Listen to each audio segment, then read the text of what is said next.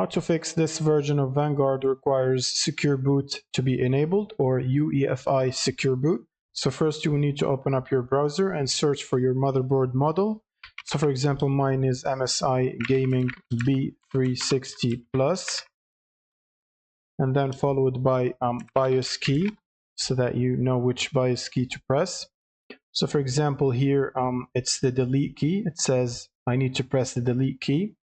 Now, once you know the key exactly, you should click on the power button and then click on restart.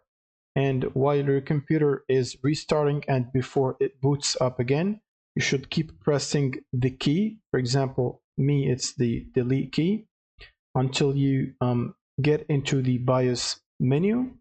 Once you are in the BIOS menu, you should see something like this, similar. And for MSI, you should press F7 for advanced mode, or click on it on the top of the screen, and then click on settings.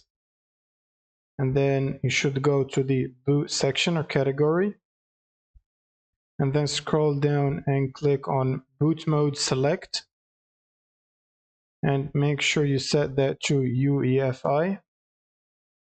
Now once you've set that to UEFI, you should go back to settings and then go to advanced tab and then Windows OS configuration, and from there you should disable fast boot.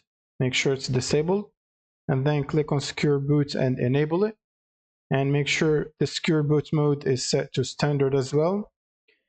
And now you can basically close out of your BIOS menu, or by pressing F10 to save the changes and reboot your computer.